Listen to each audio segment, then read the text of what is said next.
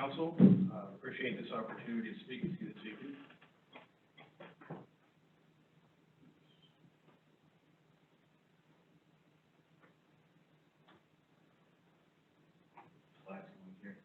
So this is our why statement.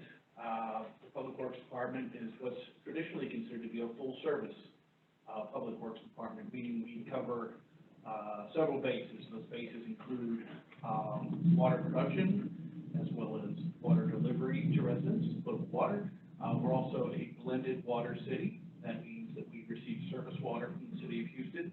We blend it, and we distribute it through the water distribution network. We collect wastewater through our wastewater collection system. We also treat wastewater that ultimately ends up, after it's treated, of course, into the Braised Bayou watershed. We take care of our streets, our drainage infrastructure, as well as our traffic-related infrastructure. That includes traffic signals, street signs, and street lighting. Street lighting, of course, is owned and operated by CenterPoint, but we pay the bill. We're also responsible for, of course, solid waste and recycling services. We do twice-a-week collection of solid waste and once-a-week collection of recycling. We also have once-a-week limb collection. We're also, the capital improvement program also resides in our office. We're responsible for the design, construction, acceptance, and in cases, commissioning of infrastructure-related capital projects. So that's traditionally considered a full-service Public Works Department. We attempt to do these things via data-oriented and procedurally driven approach. We also try to be consistent with industry standards. I'll put a bit of a plug in here for the National Public Works Week. There's a proclamation on the agenda later on this evening. I'm a member of the Texas Public Works Association as well as the American Public Works Association. I've served on the board now for 6 years. I'm currently the secretary. I've been in this business for almost 25 years now, and through that time I've learned that the network is invaluable. So I've got a lot of friends and associates in this business, and relying on them for input and feedback about operations, management, and leadership have been intrinsic things to my value system and how we run the department.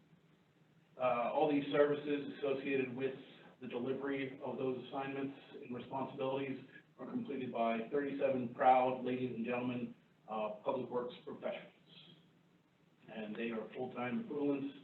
We don't have any part-time folks there, so there are 37. In the later slide, I'll break out which of those are funded through the enterprise fund, which is the solid waste side and the utility side, and which are funded through the general fund side, which is the street and drain side. Our department serves the following folks, of course: residents and businesses, the council, boards and commissions, as well as internal customers. You're probably aware that our department is in charge of the water meter system. We work on a daily basis with the finance team, so we have a terrific relationship with them and the delivery of that service, just as an example. We also work with lots of contractors, vendors, and consultants on a daily basis to provide the services for which we're responsible.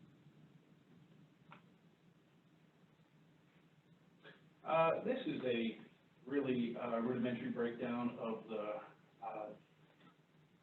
sort of the functional headings in Public Works. They're not necessarily our cost centers, but sort of the functional headings and how we group them together.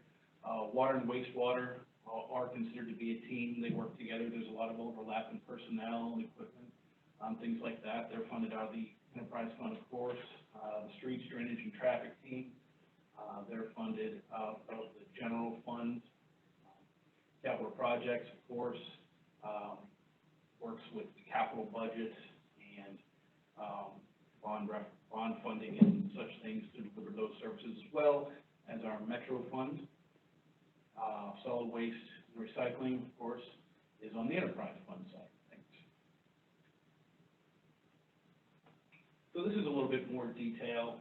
As we mentioned, water and wastewater, that team is responsible to produce and distribute potable water.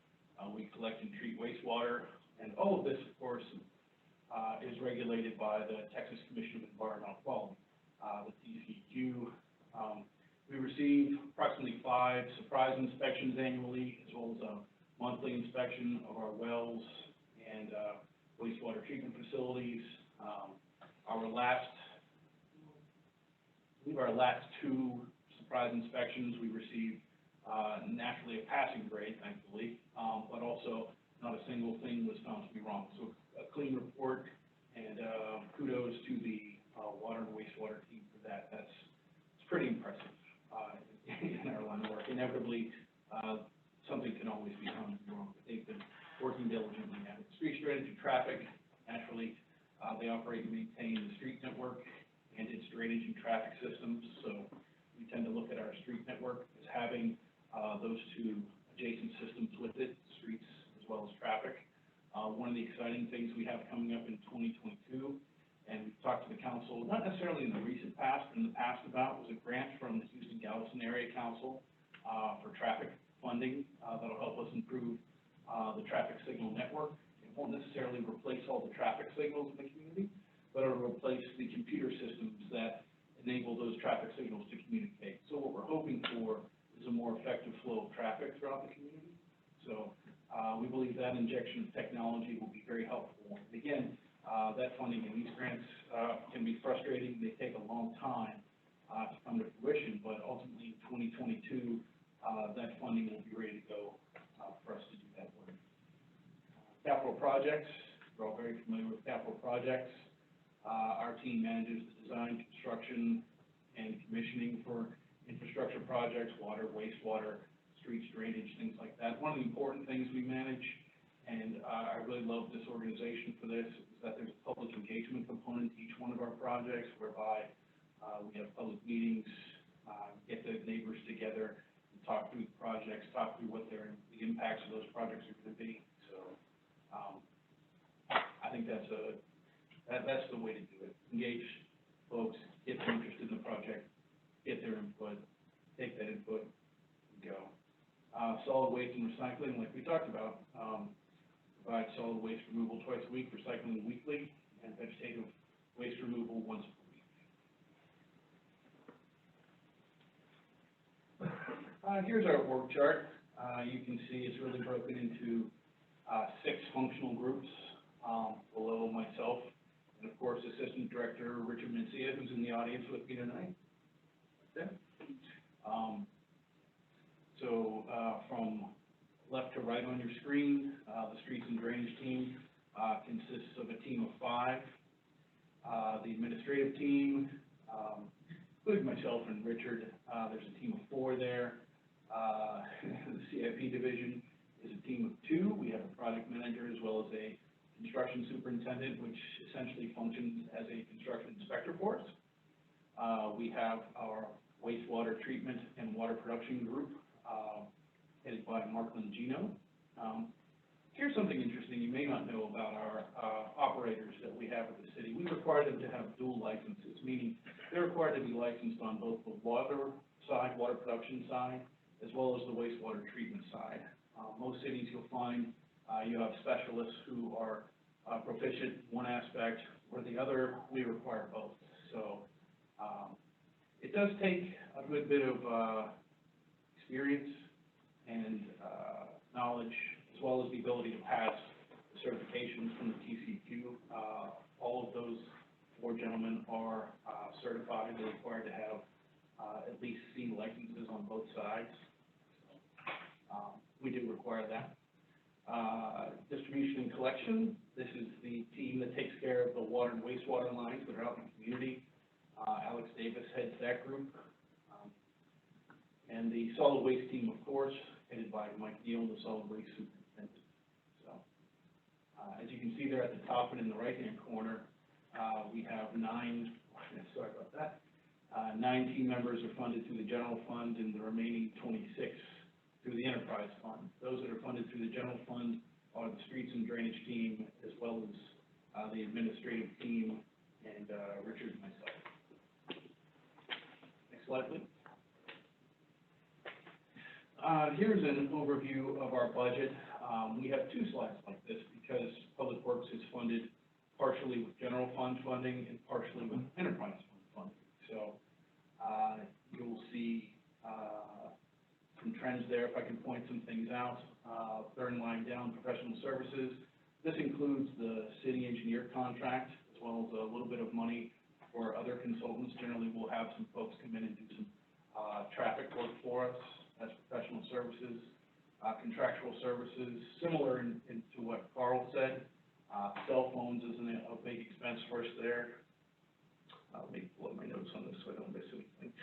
Permits and licenses, we're required to have an annual stormwater permit that requires a renewal fee.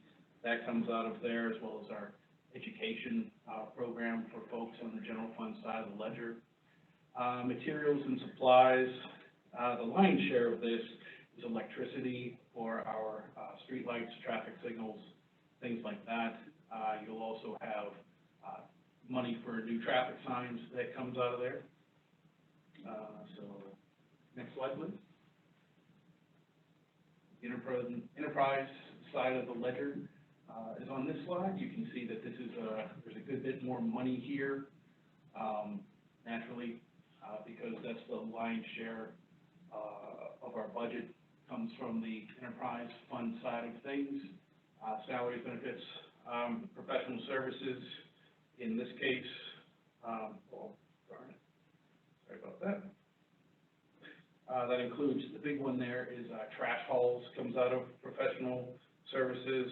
We have some IT licensing specifically for our SCADA system that comes out of there.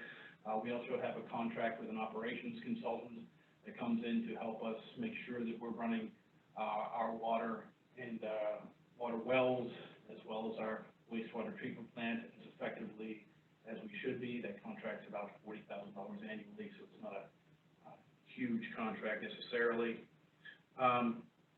Contractual services, you have some other licenses, TCEQ fees, as well as education, materials and supplies. The big one out of here is surface water purchase.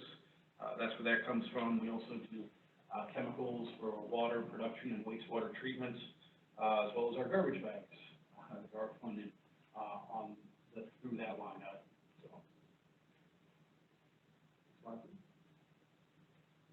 Here's some of the performance measures Public Works is responsible for. We're responsible for tracking our expenditures per lane mile. The next one down, our lane miles assessed as satisfactory as a percentage of the miles assessed. So what this is, you'll recall we had a pavement discussion, I believe it was in March, and we talked about the pavement assessment that we had done a few years ago. That's where this score comes from. You're also aware that we told you at that meeting that we were having a new study done that's coming along. We expect to have that in the next 45 to 60 days or so, a draft of that to review. So hopefully we can bring that to the council not long thereafter.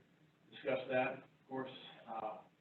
The next one is paved lane miles for which the jurisdiction is responsible. The next two are related to solid waste.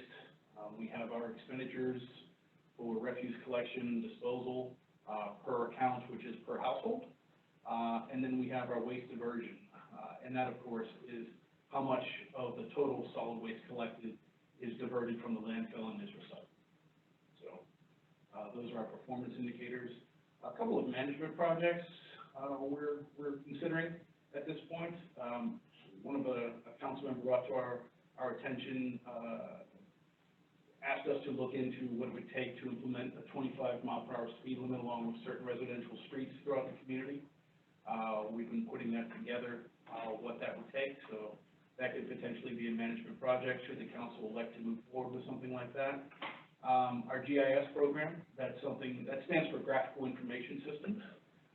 What this is essentially it's mapping and also data collection for city infrastructure. So you have your computer program that has in it the location of the water lines, the size of the water lines, the position of the water lines, the material which the water line is constructed. This all ties into the work order system that I believe Brant referenced earlier in this discussion. It's really another cog to help us better manage our infrastructure. It'll help us answer some of the questions more succinctly that the council asked about which water line should be replaced, in what order, and why. It'll help us with our street program to be able to more effectively answer council questions about what should be replaced, what should be rehabilitated, why and when, and for how much, and through what means. So we think GIS is a component of that work. So we'd be interested in growing the GIS program, enhancing it, to dovetail into the infrastructure management efforts that are underway. A couple of points to ponder. I'm sure you've seen in the news that it's challenging to fill some positions for some businesses. I think that's holding true for municipalities as well. At our last board meeting for the DPWA, a lot of us were talking through vacancies that we have and how challenging they are to fill. So some of the challenges that we have at Public Works are with our solid waste and labor positions. So you probably recall that as a backup for this, we have a temporary labor contract where we have a company that's able to provide us labor. Well, even that company is having trouble furnishing labor because there's such a demand for jobs, and amongst other factors, it's difficult for them to even get people in the door. And then when they do get in the door, they have multiple options, and riding on the back of a Bellaire garbage truck, or perhaps doing landscaping for a day or something like that, it's challenging for us to keep those positions filled. Riding on the back of a solid waste truck all day, hopping on and off and collecting garbage bags is challenging work, to say the least. Moving on, aging infrastructure components, of course. You'll hear this from every public works person you run across.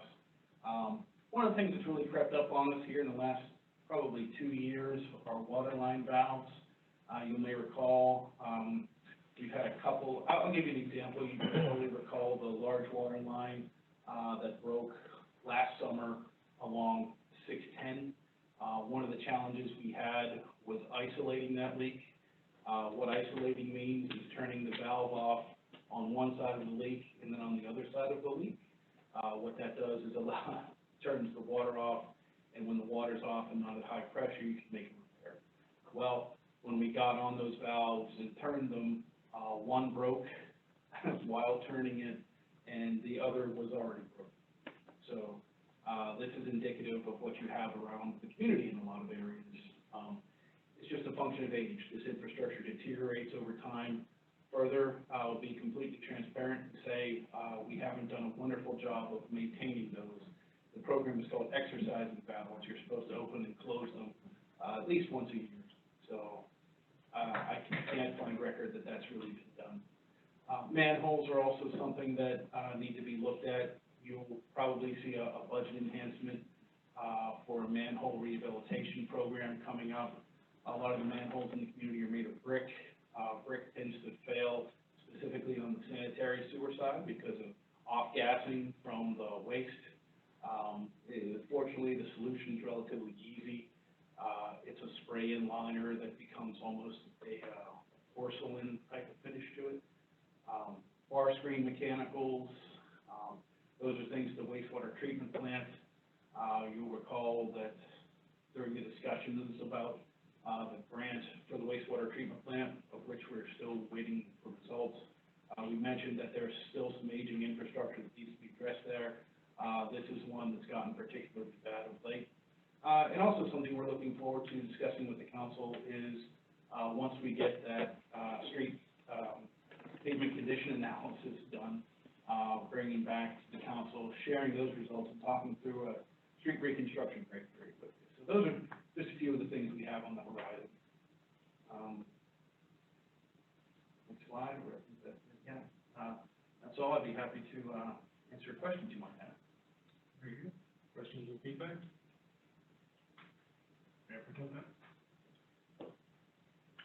Thank you. Is it on now? Can you hear me? Yes, sir. Mike, do you have somebody named Brian Carroll on your staff? I didn't see his name up on the little. No, sir. He works in development services. Oh, development, it was Siobhan, okay. Well, then I will pass it along to them, because one of our residents I was talking to them the other day, and they were saying wonderful things about Brian, and so, anyway, it was one of your guys, I would pass it along to you, but I'll say that. Brian's a great guy. The contractual services, I don't know, I was looking at that, and it seemed like that fluctuated, on your budget, on your, I think it was your expense side. I'm not sure, it goes back probably 10 slides, maybe I misread it. I was just kind of curious why, that before that. I think the one before, I think that's your income. Page number would be. There we go. Yeah. Yeah, so the actuals 13.4, C contractual service 13.491, Yes. FY adopted 24, FY actuals 14, FY adopted 24. Seems like we're adopting a budget, but our actuals are always seeming to be consistently a fair bit less. I'm just kind of curious as to, is there any, what was that issue, or what's the deal? I don't Small, know the so I'm not- specifics off the top of my head, but I can certainly provide that to you. In cases, what we do is end up, we have an expense that goes over in one area, so we'll have to transfer something out of that line into another line item. But it's no problem. I'll be happy to provide that detail for you. No, I appreciate it. I was more curious than anything else. It just seems to be consistently, we're about 10 grand. We budget for 10 grand more, and it comes in a little bit less, which is a good thing. I guess if we're getting the same thing for that sort of helps us on our next year rollover. The manholes, when you say manholes, are you talking about the ones that are in people's yards that you see from time to time, or are you talking about in the street, or is it just matter, does it matter? Are they all? Typically, the manholes in the street have been our focus. Our primary concern is with those because they're under a load. Vehicles are going over them. Our priority with our inspection program has been to inspect the manholes in the streets first, and then those in the yard are a secondary inspection. But naturally, if those fail, we'd be happy to address. But it's been our experience that the manholes in the right-of-way are the ones that are in the roadway are the ones that are. A curiosity that I saw, and I again, we don't need to belabor the point, but I run across oftentimes where manholes will be very close to one another. One says City of Houston, one says City of Bellaire. Is that common? I mean, I seem to see that from time to time. I'm just curious. I mean, they're all sort of. Yeah, that's embarrassing. Unfortunately, in a lot of cases, when somebody comes in and builds a manhole, they'll just show up with a City of Houston manhole and place it, and then we don't notice it. When we notice them, we'll order a stack and then replace them. I just thought it was kind of an interesting, I just kind of wondered why it was there, but anyway. That phenomenon exists at every city I've worked Yeah, in. We had them out in that's what I was Sugarland. that's what I was gonna say. Sugarland, we had- Yeah, East Jordan Iron Works produces a ton of manholes, and typically they have City of Houston ones ready to go. And since a lot of cities have the same specs that City of Houston does, most of the time that's what gets put out. The, in terms of some of your projects at the end, could you go to that slide at the very end? I think the second to last. There we go.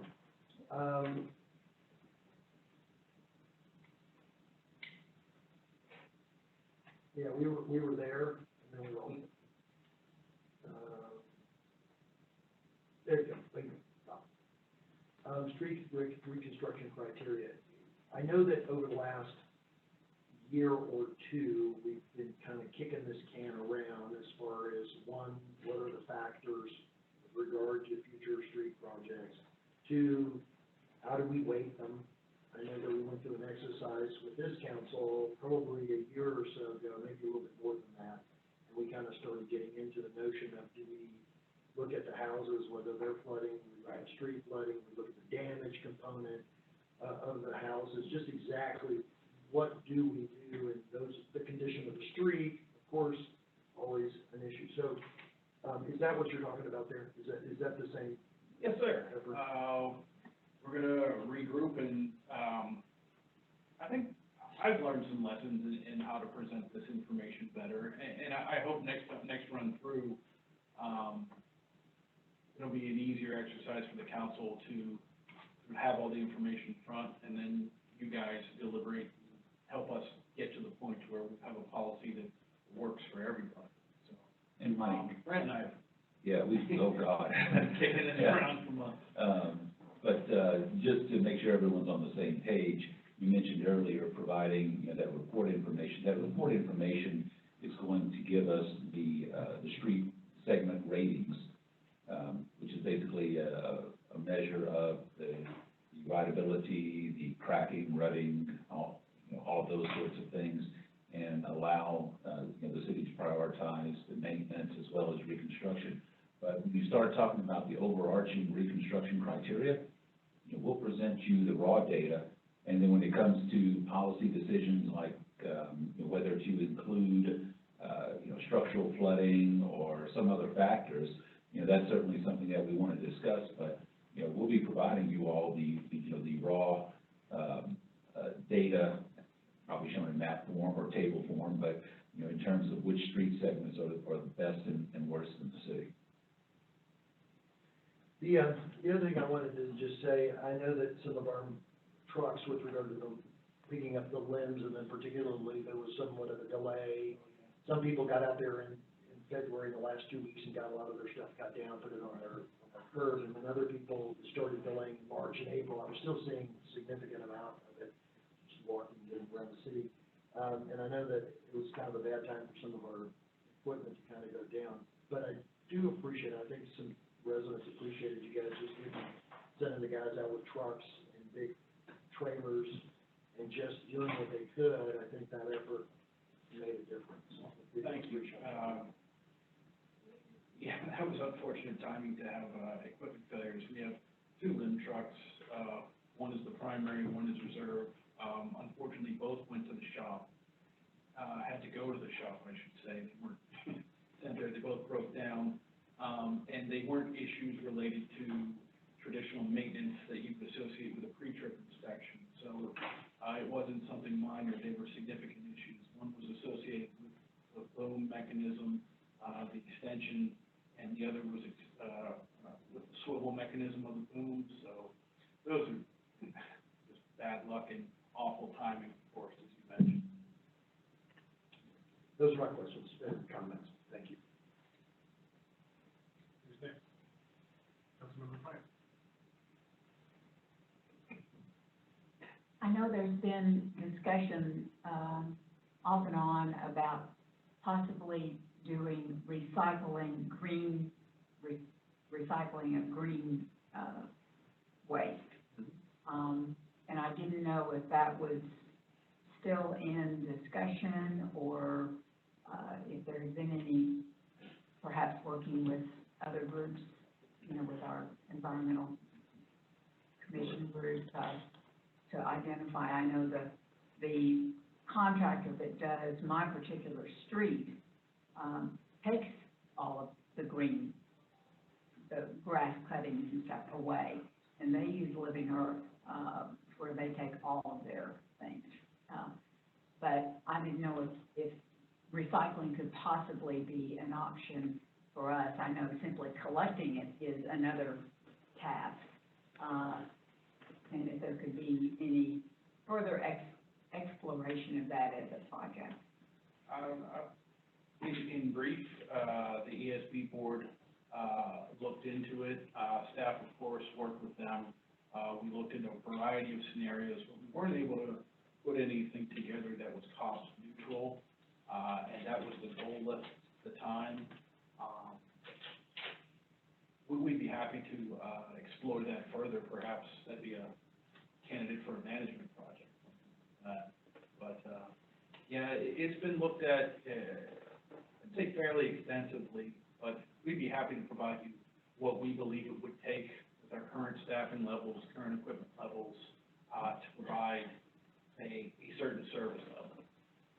Well, I'm pretty certain that we would not be able to do it citywide curb pickup like we do with our current recycling, but it might be that if we had enough people who were committed to it, that there might be a place that we could drop off. People could bring things and drop them off, and then on some sort of schedule, they could be taken to, you know, like we had with our original recycling place, and work toward having it all picked up at some point, but not even trying to do that initially. I think we have to start with baby steps of having people willing to participate. Very good. We'd be happy to work. Sounds great, thanks. Councilmember Hutchins. How many Christmas trees are dropped off? I mean, I drop off my Christmas tree over there.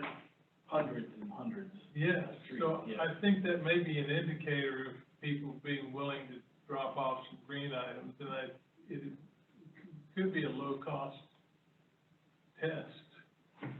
But you'll still get my Christmas tree next year, and you won't have to take it there. Yes, sir. Inspections, you were saying that y'all passed these inspections that you've had for the waste. Who does the inspections? The Texas Commission of Environmental Quality, TCQ. Okay, TCQ does everything with y'all, all the licensing, all the testing. Yes. Who is grading the streets? Oh, that's a company called, they just changed their name, Well, let's just say this, we talked about this several months ago, and we did Yes, a sir. contract and everything. Yes, sir. What date were they doing that, or is it already done? They've collected all the data. Okay. It's already been completed. And now they're going through the data and analyzing it. And Mike, that's roadway asset services. That's right, yes. This is probably unimportant. I was wondering how that had progressed. The lights. I've been here for a long time. The lights on Bissonnette and Bellaire are pretty good. I was wondering, where were you looking for improvement? Well, there are additional things you can do in terms of servicing the side streets and getting a good flow along the main corridors. So, I am not complaining about your lights. Your What? lights are very good, oh, and I think that, although he'd like some maybe different, but well, very good. you know, there's another aspect of it. It's not necessarily change for the sake of something new and fancy. The computer infrastructure in those traffic signal cabinets that control the signals, it does have a finite life. And those computers are between 10 and 15 years old, so they're reaching sort of that end. So that's another good reason for us to change this infrastructure out. Right.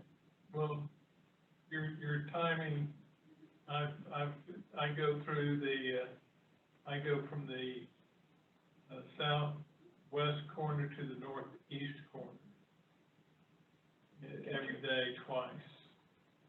So there's a little cutting in some back streets, but it's pretty good. Thank you. Sure, take that.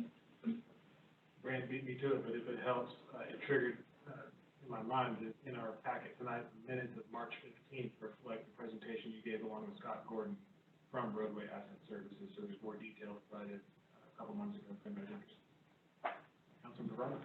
Thank you, Your Honor. Appreciate the presentation. It's good of Mike. Appreciate the presentation, Mike. Good job with the information. Thanks for being so thorough. You had identified that there's with respect to the aging infrastructure, and the valves along 610, that there isn't this regular opening and exercising of the valves. And that you haven't seen any records of that. And, you know, you've been with the department for a while, so I appreciate that probably hasn't been done for a while now. Are we short an FTE? I mean, is that sort of, if we had one more FTE in the department, would they be doing that? Or would you put that FTE on the back of a truck? I mean, if another FTE was added, I guess what I'm worried about is if there's a short or a lower cost solution that avoids a longer term issue, maybe we should be looking at it, because it sounds like this council sort of inclined not to ask our citizens or give the citizens an opportunity to vote on debt for infrastructure, which I disagree with, because I think the citizens should get that choice. But ultimately, if that's the case, right, then I think we need to be focusing on projects that to some degree, may prevent some of those longer-term issues. So what can we do about that? That's a good question, and I haven't contemplated requesting an additional FTE. I think it's, you may have noticed on the org chart that showed earlier, Alex Davis is in charge of the group. He's in the interim position now.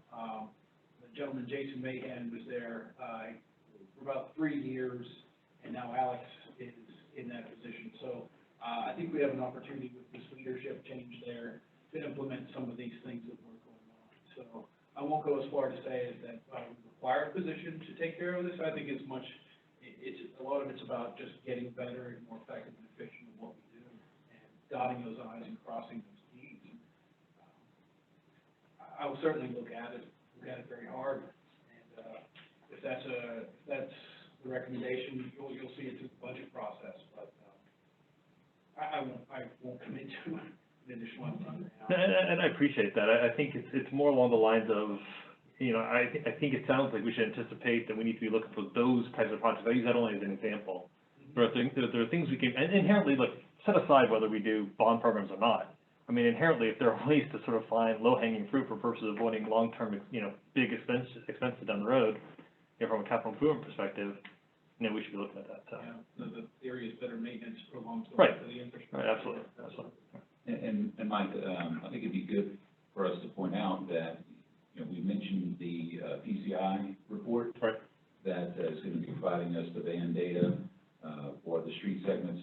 Well, what they're also doing for us, as Mike mentioned, I guess a few weeks or a few months back now, was that they're going to be, when they're out there, they're doing 360-degree HD video.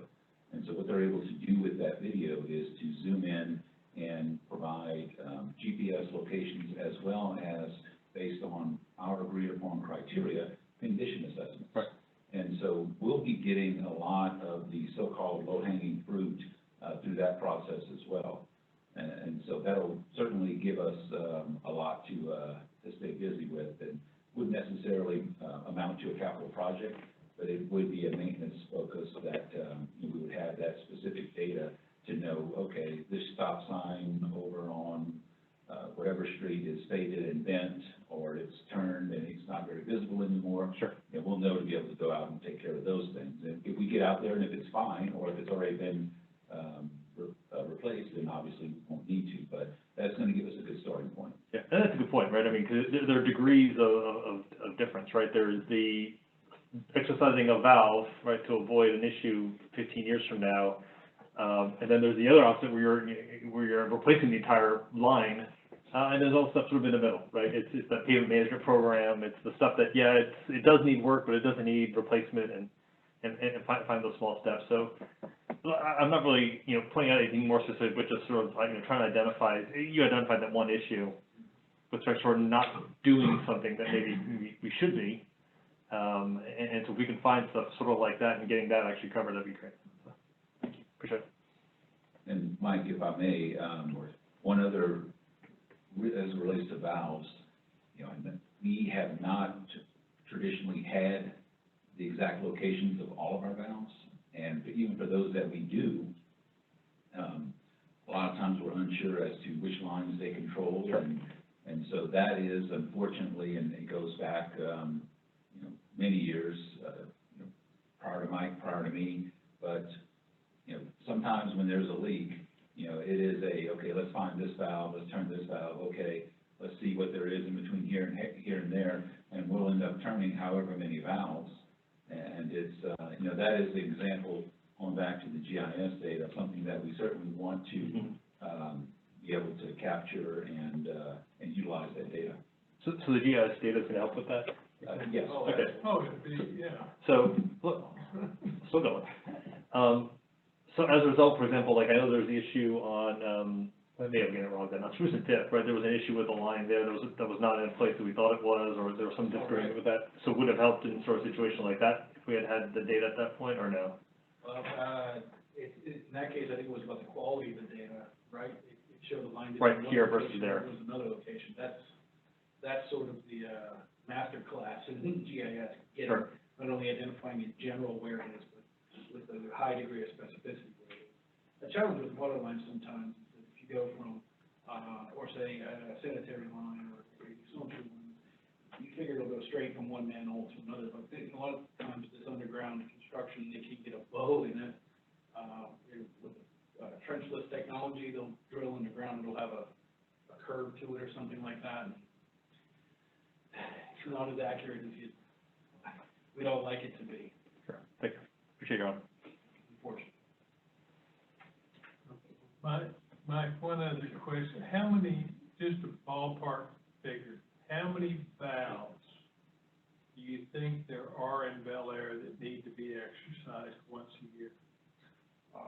Probably about 2,500. I had no, I wasn't prepared for any number, so 2,500 sounds like a lot. Yeah, there's 2,500 valves that need to be turned off and on. Every fire hydrant has a valve, all the water Are lines. you including fire? Are you including fire extinguishers in the 2,500? Fire hydrants? Sure. Yeah. Yeah. How many fire hydrants do we have? I think it's 800. 800, yeah. In fact, we're partnering with the fire department, going through and doing an inspection and exercising, fire hydrants now. The chief's crews are out there, and then my crew will go out there to help. We've had a handful where, we've had the valves break at the fire hydrants and things like that. It's just an unfortunate thing. Totally expected though. If you don't do, if you haven't had, I don't know, I work on cars, my own cars, but every once in a while I get in there with a wrench and thing breaks. Oh, rusty nuts. Yeah, and it Breaks just right off. breaks right off, and that's, so, and I'm not gonna get underneath there and spray all of it once a year. Right, and you can't spray, you can't just use PP blaster on the valve, you have to use, what is it, it's a cooking grade oil, so that you're not gonna contaminate the water system if it's leaking, so there's a lot, quite a bit to it. Well, I'm glad the fire department's helping you with those 800 fire hydrants. Yeah, we're happy they're our partners with A it. little manpower that could be available.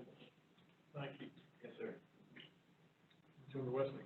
So just to be clear, the water line assessment, the GIS program you're talking about, the goal is to assess those 2,500 valves? That has not been done, correct? Oh, we have, so I'll put it to you this way, we have, GIS information now, that needs to be redone and made sure it's more accurate.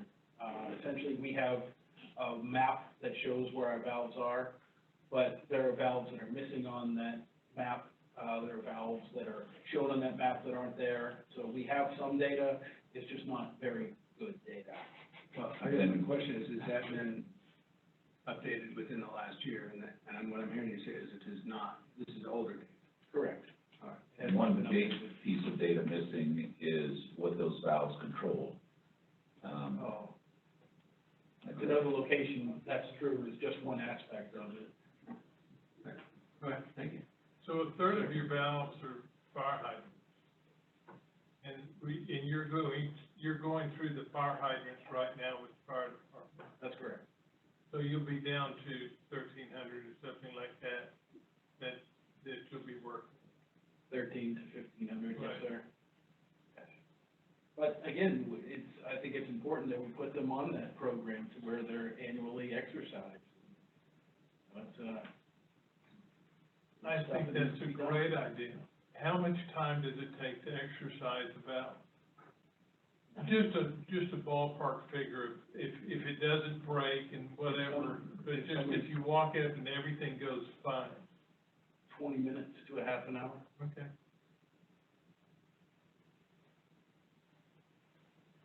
$30 minutes to 2 days or 3 days, okay. If it all falls apart, yes, sir, unfortunately. Anything further by way of questions or feedback, Mike? Hearing none, thank you, Mike. Thank you very much. That can